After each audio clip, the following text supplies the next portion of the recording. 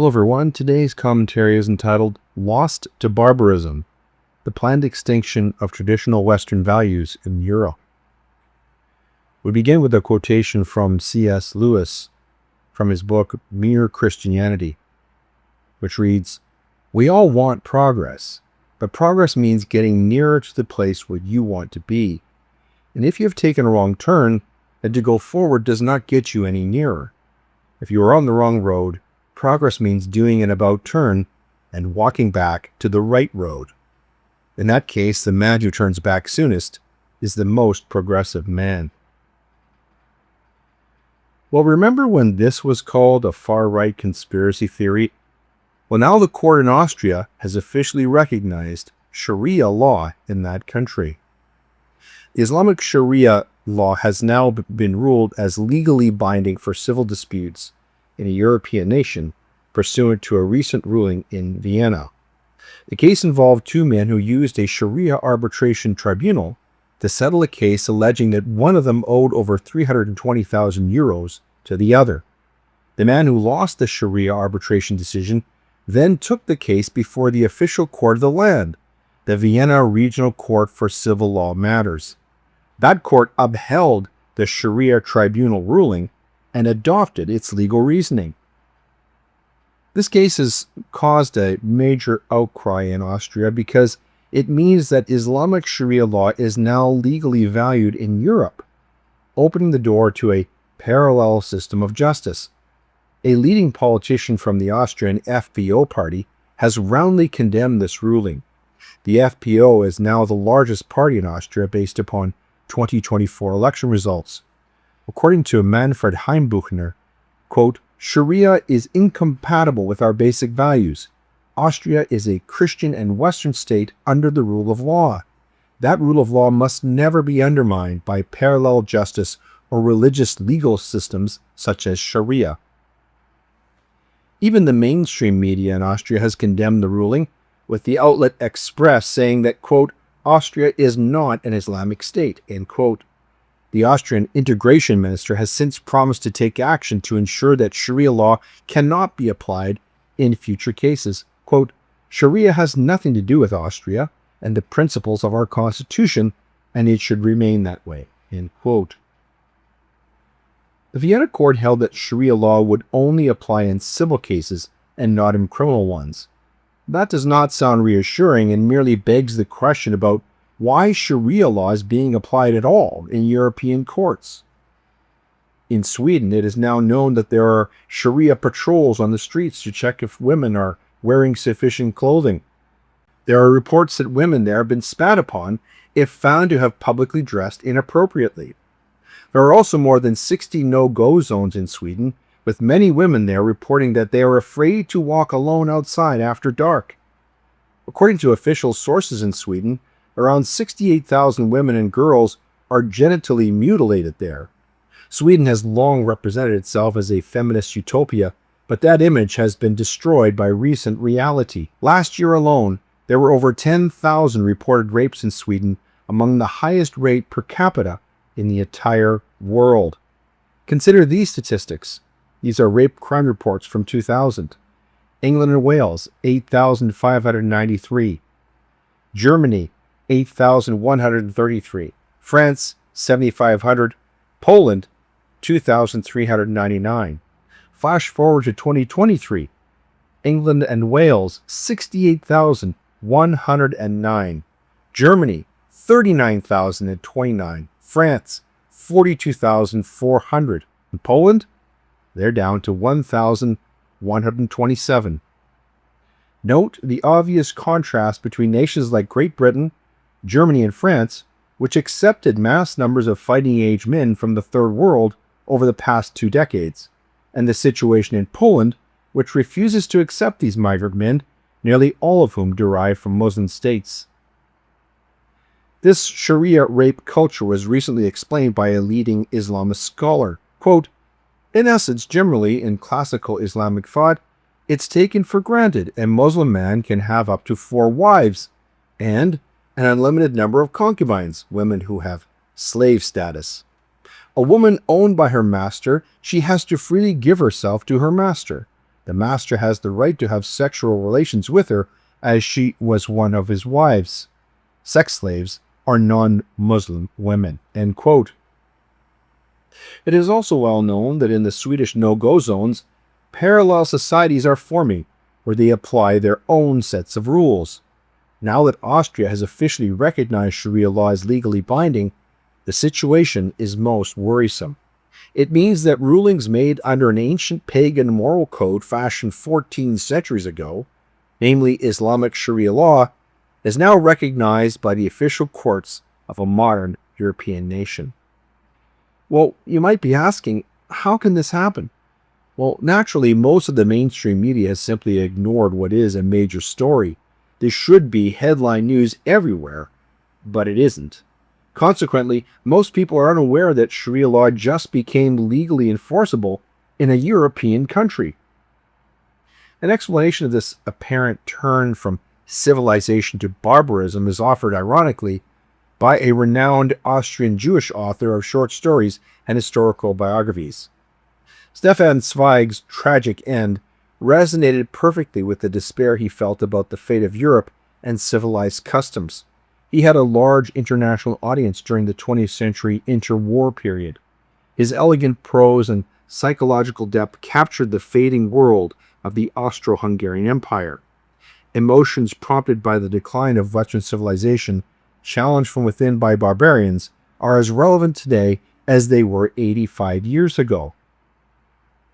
In 1934, Zweig, like other intellectuals and Jews before and after him, was exiled by the rise of Nazism. He first emigrated to England, then to the US, and finally to Brazil. Although safely distanced from the horrors of war, he was unable to escape a deep melancholia and sense of cultural and spiritual loss. To begin with, he had witnessed in disbelief the political and moral destruction of Europe. Once he had escaped the Nazis, his perplexity turned to certainty about the end of yesterday's world. He lost all faith that reason, art, or humanity could triumph over barbarism. So in 1942, while living in Brazil, Zweig and his second wife, Charlotte Altmann, committed suicide. In a farewell letter, Zweig expressed gratitude to Brazil for its hospitality, but added, quote, "I think it better to conclude in good time and in erect bearing a life in which intellectual labor meant the purest joy and personal freedom, the highest good on earth." Zweig's suicide amounted to more than just a personal tragedy. It was emblematic. It reflected a wider intellectual and emotional despair felt by many exiled European artists and thinkers who watched their world unravel. His death remains an indelible testament to what happens when a civilization built upon humanism, reason, and Christianity collapses into extreme atheism and violence. This is true even in the absence of open warfare on the battlefield. For the past century, Europe has been suffering under an identity crisis. Since the apocalyptic carnage of World War I, it has been seized by a profound melancholia, haunted by the collapse of inherited certainties and unable to believe in its worth or right to endure. This spiritual exhaustion, born of disillusionment with liberal ideals and failure of the Enlightenment humanistic promise, left a vacuum filled by totalitarian ideologies. As revolutionary atheistic movements capitalizing on discontent, Nazism and Bolshevism moved like predators. Attracted by frailty, they were dark reflections of a traumatized Europe that had lost its faith. It was a society seeking meaning in disassociation and sadomasochistic extremes. With reason, progress, faith, and the inherent value of Western civilization shaken to its very core, ancient symbols of continuity and tradition, especially those rooted in the Bible and in classical antiquity, were called into question. Monumental architecture inspired by temples, once the embodiment of order, harmony, and the transcendent, gave way to modernism, another movement that intentionally distanced itself from the past. Instead of ornament and proportion, modernism embraced abstraction, functionality, brutal simplicity, and worst of all, nihilism. This paradigm shift went beyond the merely aesthetic. It was existential. Everything that had once anchored European culture, from its Greco-Roman heritage to its Christian moral framework, was uprooted. Yesterday's ideals were suspected of being complicit in civilizational collapse. What emerged was a restless search for meaning in a world stripped of its guiding grand narratives. Facing a complex crisis of identity, security, and values, Europe and Western civilization in general stand at a critical crossroads today. Thus, mimicking the pressure of fascism on democratic governments in the 1930s, challenges are piling up on the 21st century geopolitical agenda. Violent conflict in Eastern Europe, Islamic-driven terrorization of remaining Christians in the Middle East, Islamic mass migration reshaping societies beyond recognition throughout Western Europe, and an alarming decline in democratic institutions coupled with expansive restrictions upon free speech. These issues, though diverse in nature, collectively threaten the international rules-based world order.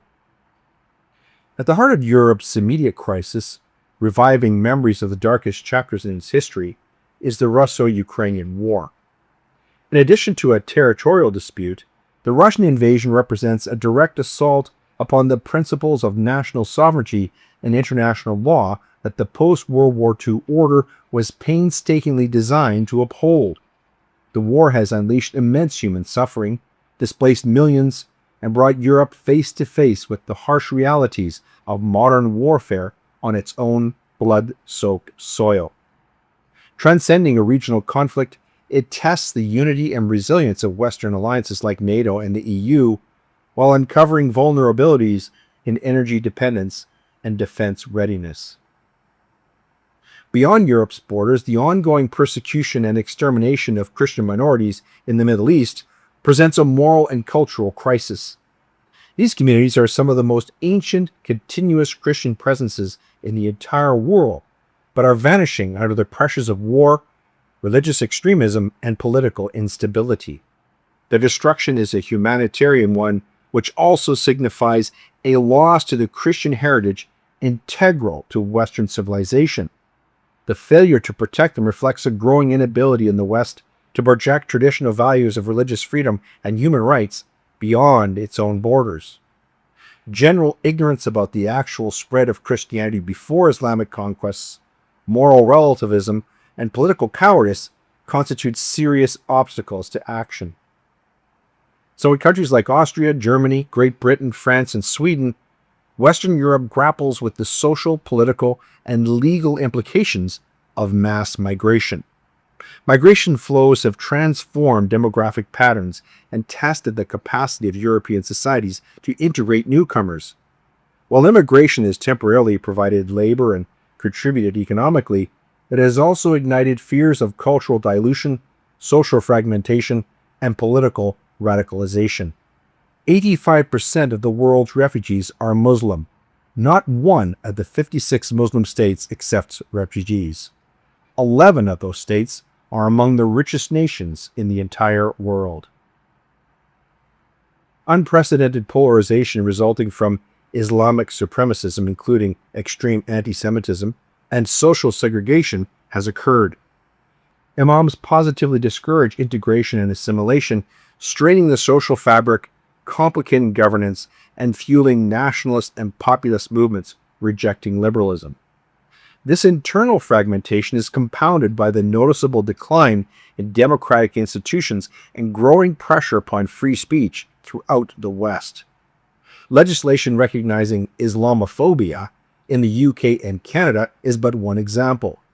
The very ideals which once defined Western civilization, including open debate, Christianity, and respect for individual rights, are under threat from both external authoritarian influences and internal lobbyists. Increasing political polarization and curtailment of individual freedom under the chimera of combating free speech or misinformation reveal a troubling erosion of civilizational resilience. This weakening of foundational freedoms undermines our ability to confront both the external and internal threats we face, a salient point recently made by Vice President J.D. Vance at the Munich Security Conference last February. Like in the 1930s, civilized Europe seems fragile now and hesitant in the face of a barbarian conspiracy aimed at hegemony through self-destruction.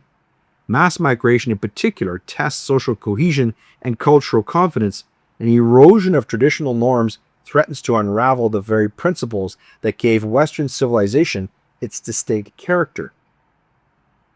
Meeting these challenges requires a long-term, winning strategy, one that confidently defends sovereignty and human dignity abroad, one that revitalizes democratic institutions and social cohesion at home.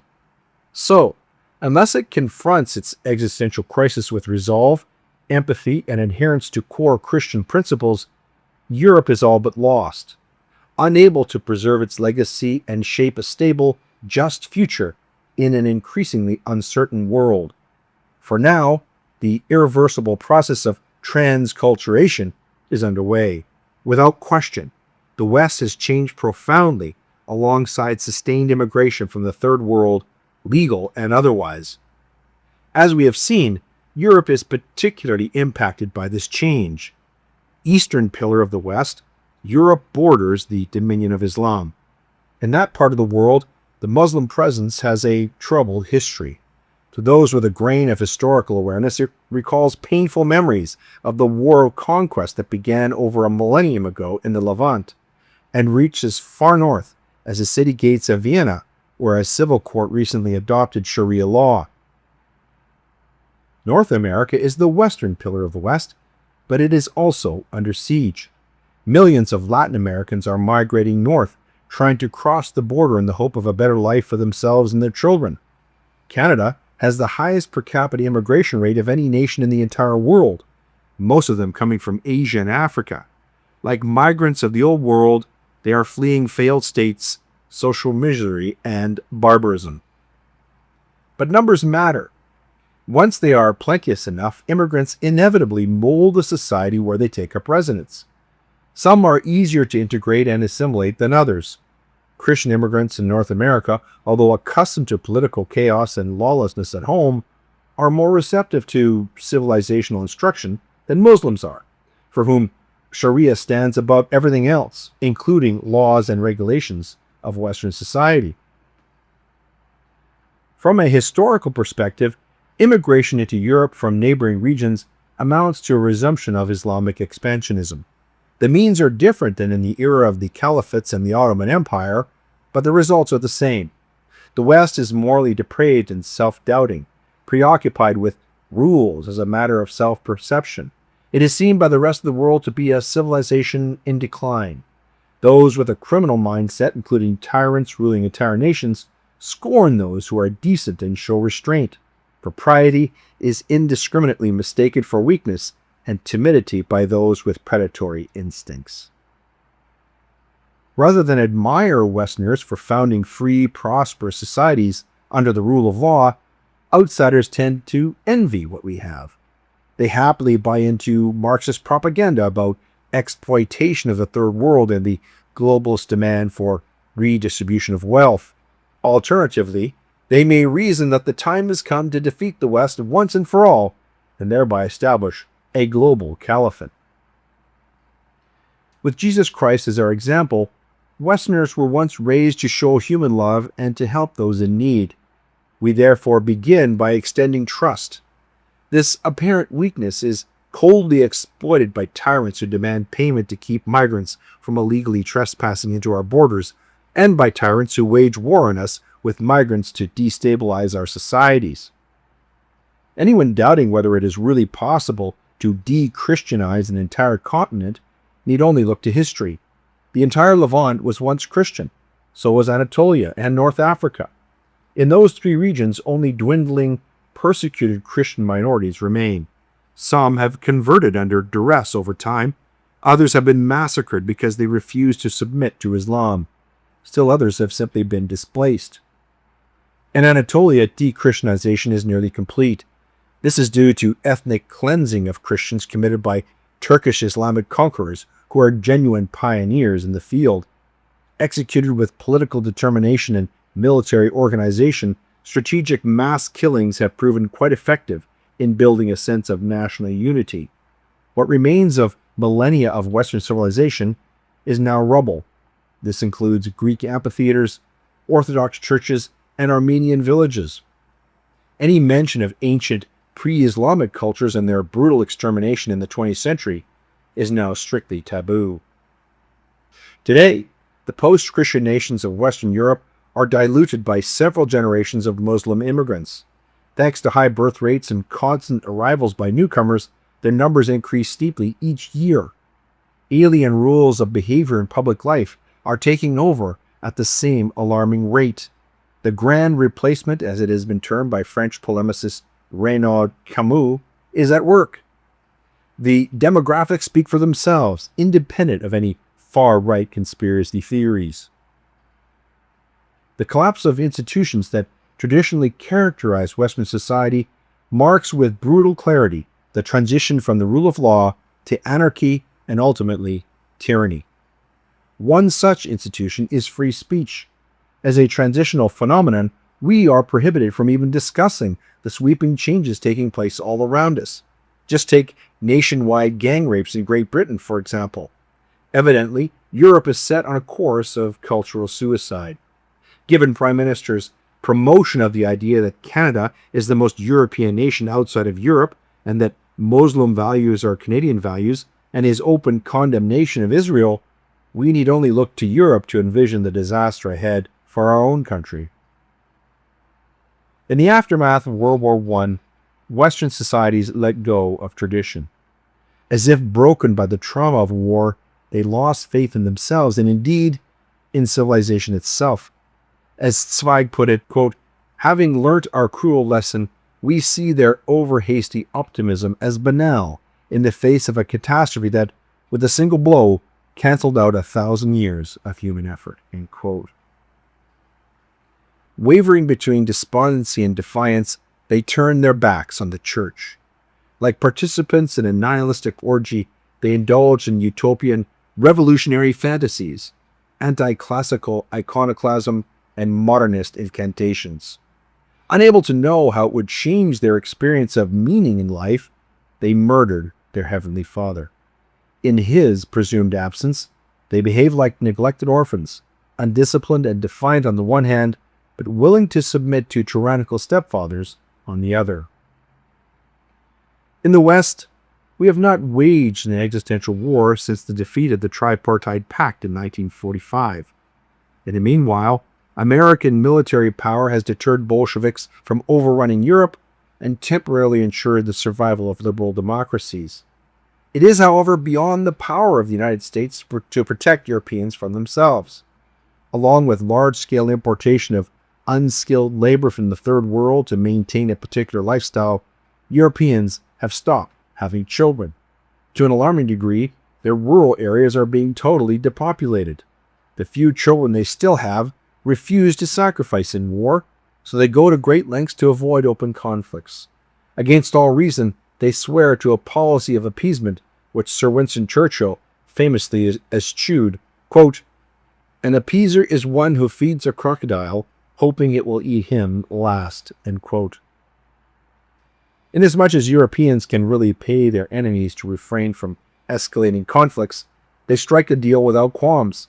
Hence, they allow themselves to be humiliated by notorious tyrants without fighting back and punishing those who persistently commit crimes against human rights and international law. Little by little, it has dawned upon their enemies that they can be worn down before attacking in the end, just as Churchill forewarned. Before the discovery of the New World, Europe comprised the entire West.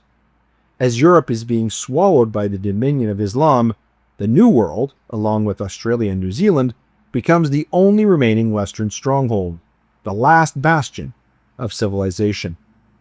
It will eventually offer itself as the natural refuge for displaced Christians from the Old World. There will be a Christian exodus from Europe unparalleled in human history. History shows how Christian minorities fare in Muslim-majority societies. Coptic Christians in Egypt, Assyrians in Mesopotamia, and Maronites in Levant are but a few examples.